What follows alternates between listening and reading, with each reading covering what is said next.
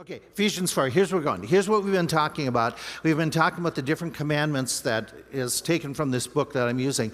Thou shalt not be selfish. Thou shalt cut the apron strings. We talked about that. Thou shalt have good talks. We haven't gotten through this material, so let me continue in it.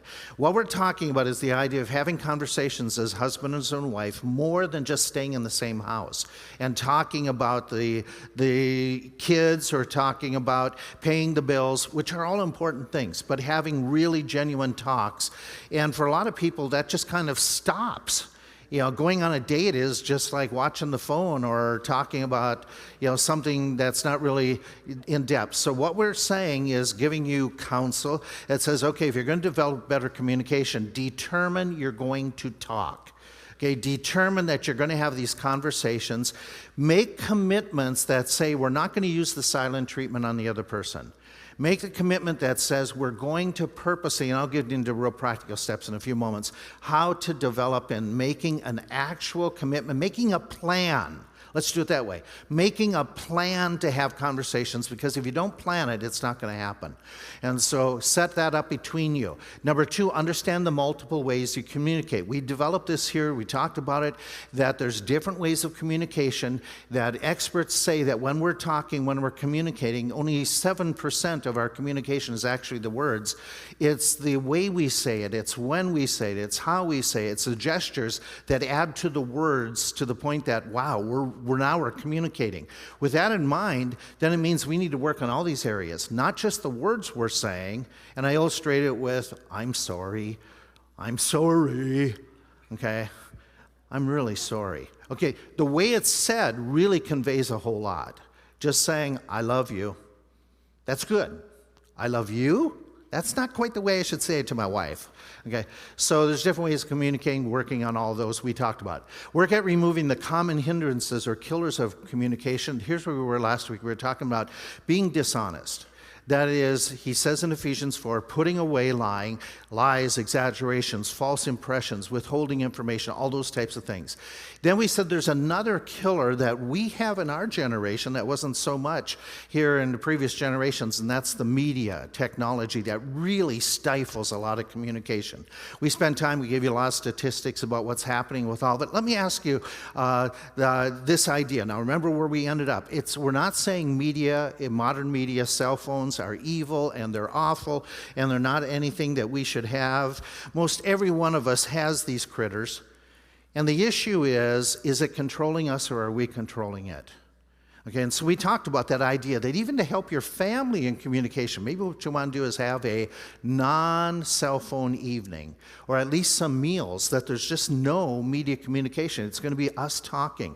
And so we talked about that. But let me ask you, on my slides, I'll come back to where I was going. Okay, one of the killers is bad responses. What I mean by that is this, where he says, be angry and sin not, let not the sun go down upon your wrath. There's times where these stifle communication, where there's an angry outburst, where all of a sudden somebody's giving that silent treatment. They're just, they're not talking to you, they're not acknowledging you, you're basically dead to them, but you're living in the same house, and so happen to go sleep in the same bed, but they won't talk. They won't respond to you. They give you the cold shoulder. I've shared with you this before. There was a seminary couple that we went to school with, and they got into one of those modes that they grew up in a home that the way that they express anger is just don't talk. We don't blow up. We don't yell in our homes, but we just don't talk. Yeah, which one's better, huh? And so they were into this silent treatment. The other partner, they weren't going to talk to, they weren't going to acknowledge, and they go to bed. And she's sniffling throughout the night. He can't sleep, but they're both at the very edge of their bed, and they're breathing like they're sleeping, but they know each other isn't sleeping. And wouldn't you know, the Lord has a sense of humor. He let the headboard break, and they dropped upside down, like their heads are down here. And so I asked him, I said, so what'd you do? He said, I wasn't moving. She said, I wasn't moving either. We both fell asleep like this and woke up in the morning, and we were sloped down, and we both had a horrible headache, and we said, that wasn't good. Duh. Okay, so That's what we're talking about, these things, holding grudges, manipulating tears. What I mean by that is you know that if you start crying, you can get him to stop or to do what you want. So you manipulate with tears. That's what we're talking about, is that type of thing. Those are bad responses. Busyness of life. Do we have a busy life? Yes, no? Okay, let me rephrase this. Let me ask this. Do we have more free time than they did in the pre-industrial world? We have a lot more free time, right? Yeah. So we handle free time a whole lot better. You're saying that we have more family time than what they did in pre-industrial America. People spend more time together, you think, now? No. No. I don't think so. Okay. I know we have advantages. I know we've freed up. But think about it. Before pre-industrial America, what did most people do?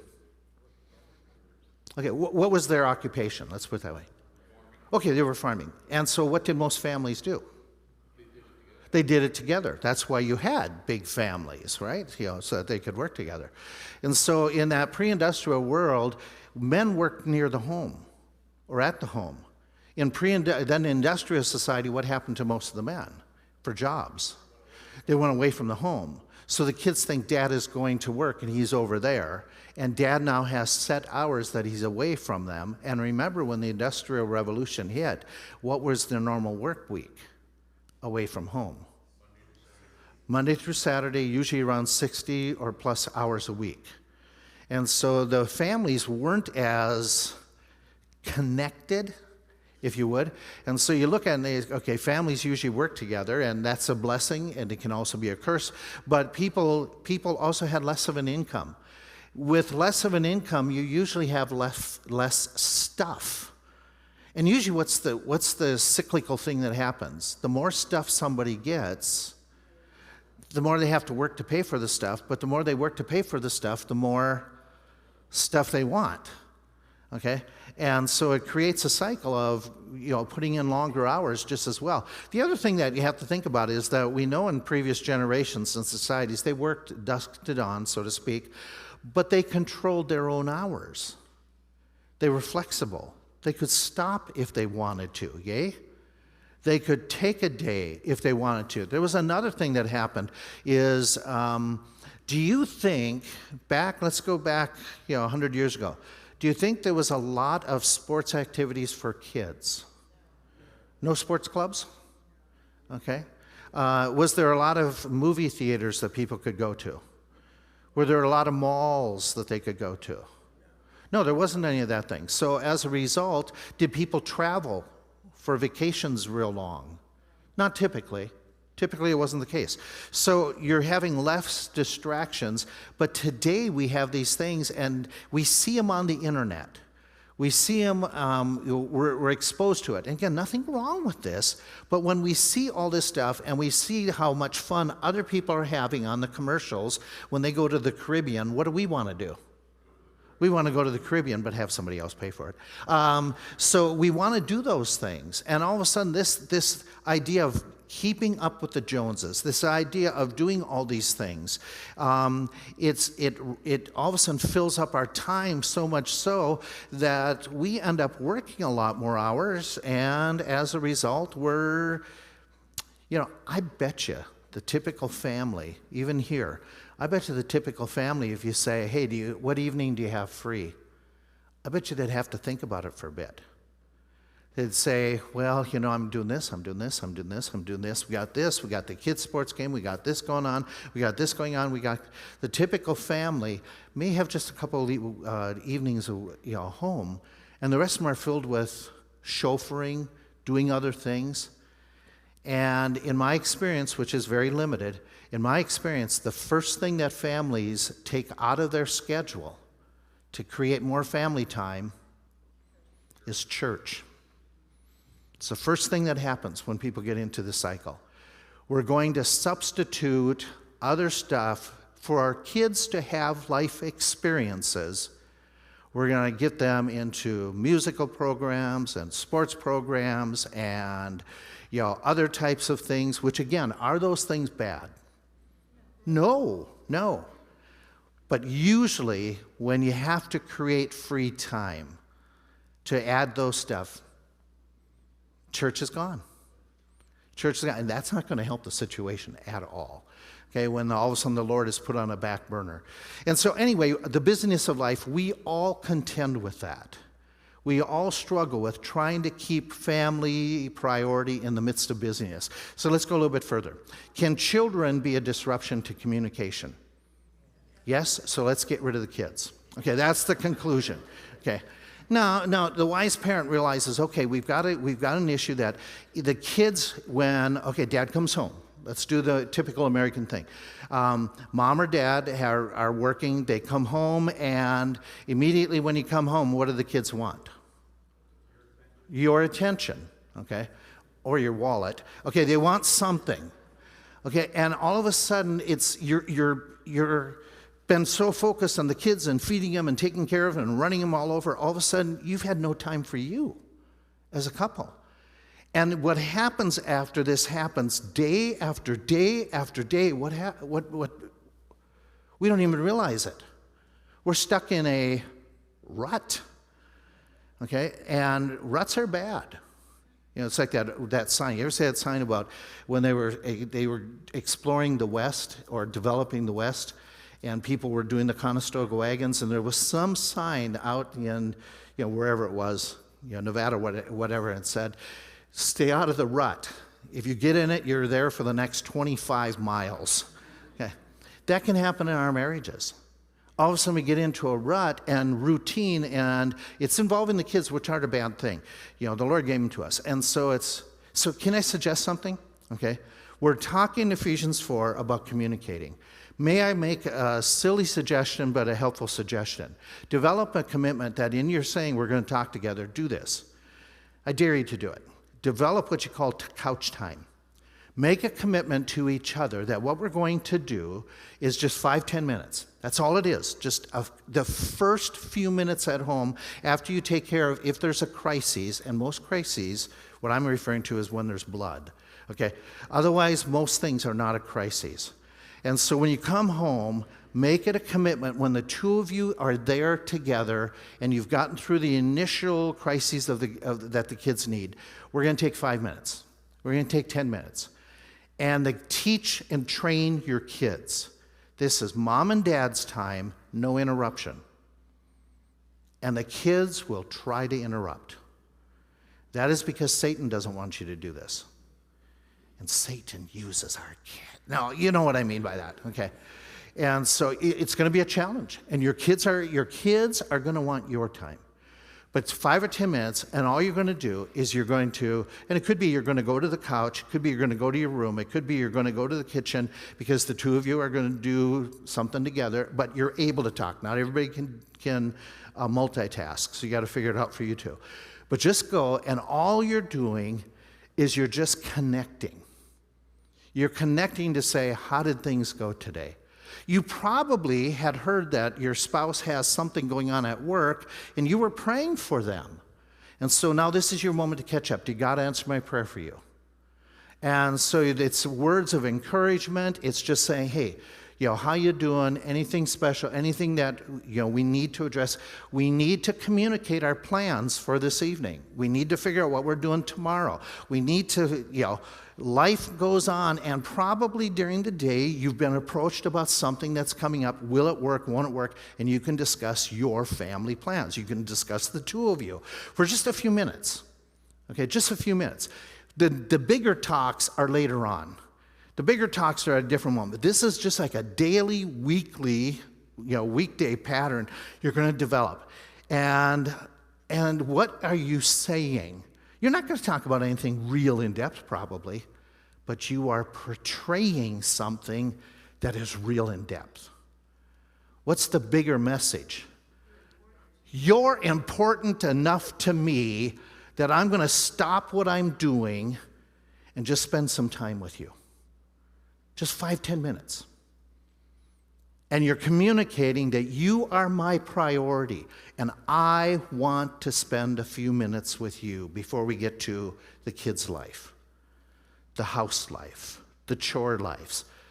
And that communication, not in words, but in action, is huge.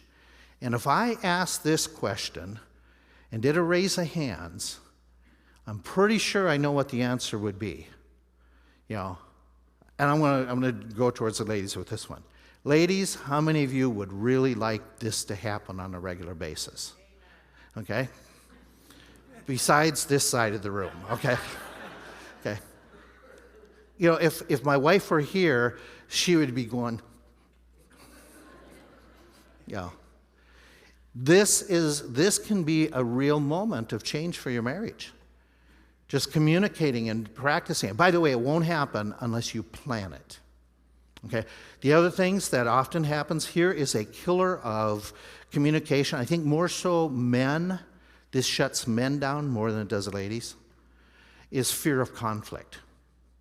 Okay, that could happen for a couple of reasons. It could happen that maybe you, your spouse, grew up in a home where there was decibel discipline. What I mean by that is yelling, screaming, name-calling, and it just became a common pattern that, you know, how could you do that? How could you be so stupid? How could you did this, the negative things. And some of you grew up in that. And as a result, I'll give you a true life story. One woman who was attending our church for a period of time, she had grown up with an abusive father, and then she married and found out that her husband was abusive to her, screaming, yelling, and even physically abusive. And she fled for her life. And after a period of time, she became a believer. She ended up in our church. And that she was there in our church for a little bit. And there was a time in my ministry that some of you remember early on, I would talk fast. And I would get very much more energetic. And sometimes I would do this as I'm speaking. I'd be energetic and, pounding the pulpit. She came to me one day and said, Pastor Wayne, I love you dearly. I love your teaching, but I can't sit under your preaching much more. And it was like, why? What did I do? She said, I can't. When you go loud and start hitting the pulpit, I get these flashbacks. That was real for her. That was real. And it was a real lesson for me to stop and go, wait a minute. Is the way I'm presenting things harmful to having dialogue with the Word of God? And so I don't think you've seen me do the pulpit hitting for hardly years. Okay? And it was because of that experience. So I thank her for that. But it was a real learning experience. And what happens here is some of you grew up that way, and so if all of a sudden you're communicating and your spouse starts elevating the expression, I don't want to be yelled at anymore. My dad and mom, they yelled at me. I don't want to be called names. And you go back into that childhood moment where you cowered. You're an adult now. You aren't going to cower, but you're going to shut them down. And so what happens is you say, I surrender. I give up. Whatever you say, I don't want this conflict. It goes this way. It goes this way, okay? You're getting into discussion, and all of a sudden this discussion is elevating. It's getting more intense. And as you're getting more intense, the way you get your point across is who's the loudest. Right?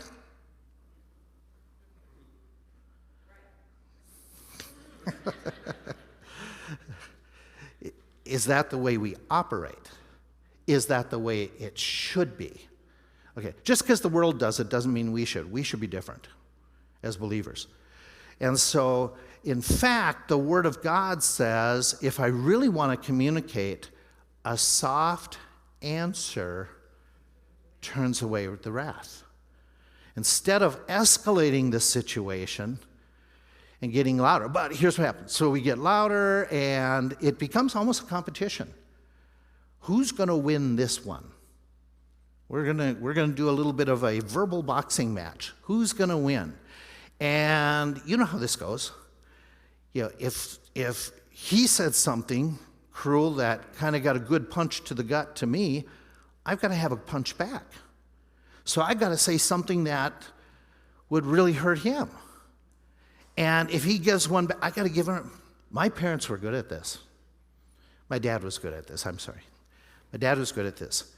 He did not really like my grandmother, my mom's mom. They got along like oil and water. And usually the oil was on fire. Okay. So we knew this growing up, that it was not, a respectful situation either way. Either way. It just, just give you an illustration. So my mom and dad get married. Their parents, one lives here on a farm, one lives here. And the farms are 4 miles apart. They rented a house that was 2 miles from each spot, right in the middle. And so they're married the first week. It happens that my grandma, who my mom's mom, she has 2 sets of twins that were much younger.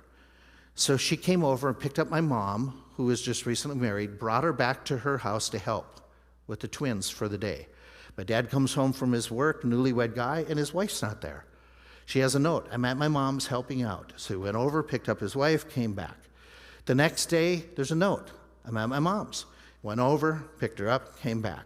The third day, he said there was a note. I went over, picked her up. We discussed this.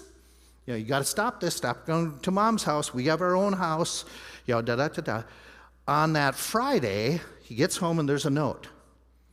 So his way of resolving conflict was he packed up all my mom's clothes, put them in a suitcase, walked into the house of my grandparents, walked up to my grandma, put the 2 suitcases down. You want her, you got her. And he left. And as he's walking out, he's saying, if you're coming with me, I'll wait 1 minute. And my mom came running out the door with her suitcases, and my grandma never picked up my mom again. And so my dad's idea was, this is how you deal with Regina. That was my grandma. He says, you just got to get in her face. So it was always get into her face. So if my mom and dad had an issue, my dad's one line that would melt my mom, and he could always win with this one line. You're just like your mother. And my mom would go, Larry, whatever you want, I will do it. No, it was just, and it was one of those experiences that is like, it worked, but was it good? Okay, but it happened. Verbal blows, they happen, and so what happens with couples after they've had 1 or 2 of these things is, and you know what this is, you're getting into the discussion, and while you're in discussion, and you're not thinking of listening to the other person, you're thinking of what you're going to say next. Okay, what's going to be my line? Okay, how am I going to knock you out? And so you're not listening, and it just goes to the point that you do that a couple times and you go, this isn't working. And instead of stopping and sitting down and saying, let's promise never to do this again, this is the way most couples deal with it. Instead of finding how to rectify it, one of them will say, if this starts, I'm going to surrender. Whatever you say. You're always right. Yeah. And no response. No discussing an issue, because she's always just going to find fault with me. He's always going to say something cruel. And there's an assumption that here's where we're at, and we have not worked at finding a difference, so we're just going to stay in this rut. And there's no planning, there's no discussion, and you can't wait until the tension builds. You've got to have a plan before the tension builds. Do you remember when Jesus comes to the disciples? He's on the Mount of Transfiguration. He comes down from the mount, and the disciples are in this absolute dilemma. Do you remember this? They couldn't do something. They couldn't minister. Do you remember what the ministry was at the bottom of the hill? I've got you really confused, I know, because I'm driving to a point here, and I'm jumping in the story. The disciples were asked to cast out a demon. They could not cast out the demon And when Jesus comes down from the Mount of Transfiguration, there's other people that are upset with his disciples. And Jesus says, what's going on here? And they said, we asked your men to cast out demons, which, by the way, did they cast out demons before? They did, but this time they couldn't. And Jesus says to them, or he ministers to the man, and then he turns to his disciples and he says to them, when they ask, why couldn't we do it this time? And he says, this only comes by prayer and fasting. When? When you're casting out the demon? No. Where does it have to be? The lifestyle ahead of time. It has to prepare for that. That's the same thing of dealing with when the devil, and by the way, it's the devil. If you look at Ephesians 4, let not the sun go down upon your wrath, neither give place to the devil, okay? He wants your conflicts. You can't wait until the conflict comes to say, oh, now we're going to resolve, we're going to develop a whole new way of conversation. It doesn't work for you or me. We're in the heat of the moment. You have to plan, you have to talk, you have to set up commitments to say, how are we going to deal with conflict? What are we going to commit to each other? And you say, well, we won't do it until we get around to it. And we never get around to it, and we just keep on doing the same old, same old. And there's not a plan, there's not a purpose, there's not a moment you say, let's make a change, let's do a couch time. Let's do something to change. Let's make some commitments so that we don't end up doing this same old, and the conflicts beat us rather than we beating the disagreement. So let's do this. Remember, there are going to be people conflicts. There's a reason why we have conflicts. We are all sinners, saved by grace, okay? And when one sinner is enough, you know you alone are struggling enough. Now add another sinner into it. And by nature, what are we? We are selfish. And so we have to understand this is something we have to deal with because it's going to happen. Satan's going to attack us in this area. We are not exempt because we're saved. We should be different. We should be righteous. Jesus called and he says, if there's conflict, here's how you do it, Matthew 5. We're to live at a different level of dealing with these things. And so what you have to say is, okay, how are we going to grow through this? We got to handle it right. So let's develop a plan for how to, silly way of putting it, how to have a good argument. How to do it biblically. By the way, in churches, are churches going to have conflicts? Why? It's never the pastor's fault, I'll guarantee you that. Okay. I already showed you how I blow it. Because we're sinners. Did the New Testament church have conflicts? Yes, and what did they do with them? The widows weren't being taken care of. In the Church of Jerusalem, some of the Grecian and the Hebrew widows, they said, you're showing more favoritism. Did God use the conflict? What did he develop out of it? Deacons. Have the deacons been a blessing? Say yes, okay? Say yes. Church officers are a blessing. They are not to be competitors in the church with the pastor. They're to be partners. We work together for ministering to the flock. Not mastering, but ministering. And so we look at this and say, okay, God has a way for us, even though we're different people, we're going to have conflicts, God has a way for using the conflicts we have to help us. Did Barnabas and Paul ever have a conflict? Big enough that they separated in ministry? They did. What was the benefit out of it? They ended up expanding ministry. And did they get everything back together again? They did. They did. Can God use, and by the way, that's where that 1 Corinthians 11 passage, there must be schisms or schisms. Why does he say there must be? Because then he says how does he say it? Those who are mature, they are able to show their maturing. Sometimes the trials we have are conflicts to help us to grow. And so we look at it and say, okay, how do we do this? Okay? Set high goals for you and your spouse to follow when it comes to talking. And here's some advice from others. You have to have a commitment that you're going to improve. You develop the ability and commitment to make some changes. You develop a functioning system that this is how we're going to handle the conflicts. And by the way, who has to agree to this? Both. Okay, I'll show you what I mean by that in just a few moments. But let me just throw this out to you. In a study on marriage couples, they're saying, okay, there's different levels of communication. Some of you are at A, B, C, D, different levels. And they define them this way, that one of the levels of communication that's very common is this, it's cliches, they call it. Cliches are, how's it going, how are you? It's the typical greetings, acknowledging you're here, et cetera, et cetera. It's little exchanges. This is probably what you've done a lot this morning already when you walked in the building, right? Did you ask anybody how they're doing? Or did you just sit there and say, come to me, everybody? Okay. This is what should be normal.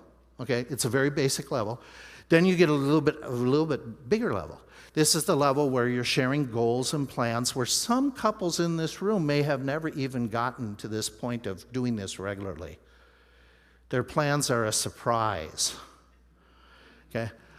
Or now you're sharing things about what's going on, and in this relationship, you're getting a little bit closer. It's somebody that you need to share your life with. A lot of couples, this is the end of it. They haven't developed beyond that. The next level was developing, sharing to a point you share your opinions. And some of you are saying right now, well, I'm never allowed to share my opinion. Okay. And so sharing what you really think about things and why you think that way. And when Deb does this to me, I will gladly say to her, I don't understand why you're thinking that way. The way you think is just not the way I think. So let me tell you why you should think the way I think, because the way I think is the right way to think about it. Okay? I'm joking, okay? I'm joking, okay? But this is where some get. I believe, I think, it seems to me, this is the level where conflicts tend to rise. Because we have differences of opinions. But this is where you really start growing closer. Because now you're starting to share. And you're realizing, I want to share, but if I'm sharing, I want them to share with me, and I want to invite them to share with me. And so the way I can invite them to share with me is I can ask questions. And when they're talking, I can... Anybody? I can listen. I can show an interest, that I am listening. That never happens in this room, right? That you look and say, are you listening to me? Do you hear what I'm saying? And you go, I've just spoken volumes when I do that one, right? So here's your next level. This is sharing feelings. Who's the better one at this, generally? Men or ladies? Oh, come on. Okay. Men are masters at sharing feelings. Amen, men? I don't like the way you made that cake. Okay, we share our feelings. Okay. I don't like the way you're driving right now. We share our feelings. Okay. So we know the facts, we believe opinions, but we experience feelings, and this is where you're sharing your heart. This is where more times men are struggling with ladies. And part of the reason why that is because when you share feelings, you're becoming more vulnerable.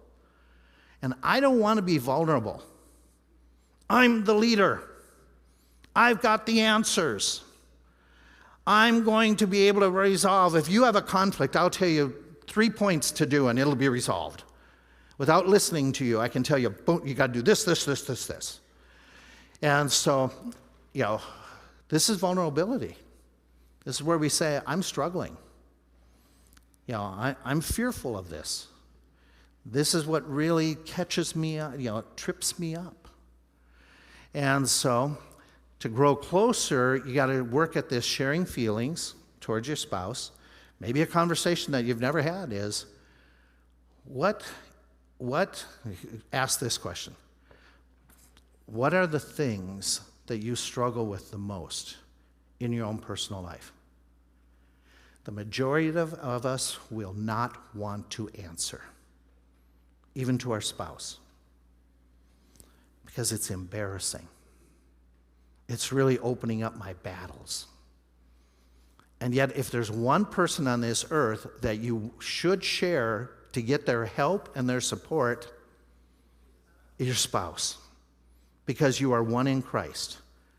They are the most pivotal person in your life to help you to grow spiritually. But they're the ones that we keep in the dark frequently. We men are great. We can share our battles with other men. We can share, we're struggling. But share that same struggle with your wife? I'm not as manly. And so we go to the top level, which some couples achieve, sharing needs. Can I ask you, when in your life were you really good at sharing your needs? When you were a baby, you were really good with sharing your needs. When you were a 2-year-old, you not only shared your needs, you shared every want and whim and desire of your heart. What happened? You and I matured. We were trained, and properly so, that we don't have to have our every need met at our moment. But with that came along the idea that sometimes I don't need to share my needs. And so we developed this thicker skin that says, okay, I'm just not, this goes where that struggle is, and this is where there's real openness. So we have these different levels. We want to get there. So what does Ephesians 4 call us to do? And by the way, Ephesians 4 is about putting off the old man and? You weren't convincing. Okay. Put off the old man and put on new. It is active voice. Both of them are active. You have to work at this. It doesn't happen automatically. We don't put off the old man. We don't put on the new just because we come to church. It takes effort on our part to keep on putting off the old man and putting on the new. It's not only an active verb, but it's a present verb that says it's got to be worked at constantly. And then he says in verse 23, be renewed in the spirit of your mind, that you put on the new man, which is after, which God created in righteousness and holiness. Now, from verse 25, glance all the way down to about verse 32. It's all about communication. It's all about how we treat other people, how we act with other people, et cetera, et cetera, et cetera. So what happens here in verse 25 is put away lying, speak every man truth with his neighbor. We are members one of another. Be angry. Hey, is it okay to be angry at times? Yes, but what? Sin not. Okay. Let not the sun go down upon your wrath, neither give place to who? The devil. Let him that stole do what? Steal no more, but rather have him labor, working with his hands the thing which is good, that he may have to give to those that have needs. Let what type of communication? Let not what type of communication proceed out of your mouth? What's corrupt communication? We'll come to it. Okay. But that which is good to the use of edifying, that it may minister grace unto the hearers. Grieve not who? How would you grieve him who sealed you to the day of redemption? Bitterness, wrath, anger, clamor, evils, your mouth. It's all about your mouth and communication. Okay? And be instead, what are we supposed to be? Verse 32. Be what? Kind one to another. Okay, so let's take this and let's run with it for a few moments. You need to work at being correct. Okay, so if we're committing, we're saying, okay, we're gonna speak the truth. And in this speaking the truth, we're gonna say no lying, no exaggerations. We're not withholding facts. We're not withholding information. We're not hiding bills. We're not misrepresenting things. We're not seeking to lead astray. We're being honest. Even if we know that they may not like it, let's be honest. Let's speak the truth. And then what we need to do is be candid. Okay, now don't run and say amen on this. That says, okay, I'm going to speak my mind every time. That's not what candid means. That you always speak your mind. That you always say, people will say this, hey, they know what they're getting with me. I'm like a shotgun. You know, When I say it, I just let it go. Look at the damage a shotgun can do. Okay, so be careful, be cautious, but be candid. Okay, like this. I only nag you when you're lost. Problem is you're always lost. I understand she's being candid, but she's not being kind in this moment. So what we want to do is we want to, in being candid, we want to say what we really mean, okay, or what we are wanting. Let me give you an illustration of this that some of you, maybe one or two, would say, oh, we've been there, we've done that. Maybe just one or two, okay? The first step may seem obvious, but many married couples struggle with it. Say what you mean. Only one person can control how you communicate, and that person's you. Many couples struggle to communicate effectively because they avoid straight speech. They don't say what they mean, what they need, and what they want. Many people find such straight talk uncomfortable, even frightening. They fear to communicate exactly what they need or want. They drop hints. Others go too far with their straight talk, issuing their demands with little tact or sensitivity. Still others try the most dysfunctional forms of communication, such as outburst anger, dreaded silent treatment, but nothing beats good, open, honest communication. None of you have been here. Years ago, Jo Beth and I were on a road trip. She spotted an exit. She said, "Would you like to stop and get something to drink?" I completely missed what she was intending to communicate, and I replied, "No, I'm okay, let's just keep on going." A half hour later, as we approached another exit, Jo Beth said, "I sure would like to stop and get something to drink." "Well, why didn't you tell me that earlier?" "I asked if you wanted something to drink, so I thought you would ask me."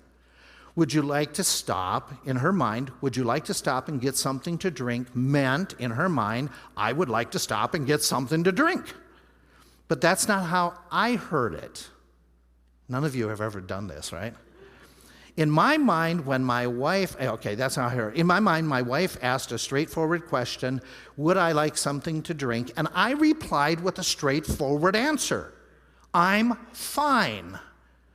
In one way, my wife's question reflected an unselfish approach. She had no intention of manipulating my response. She wanted something to drink, so she threw out her question, hoping I'd respond, "Why, yes, honey, I am so thirsty, I think I would like to stop for a Coke as well." Since those days, however, Beth has learned that she'll get much further along with me by being direct and to the point. Well, I've learned to listen a little bit better for her suggestions.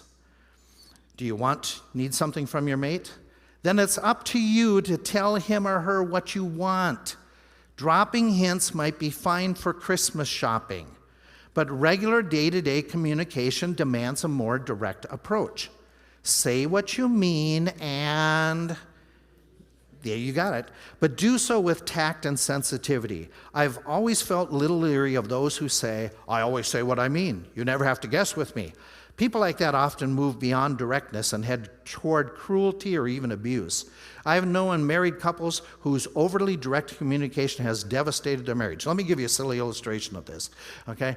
We're talking about not being tactful. And by the way, timing is everything as well.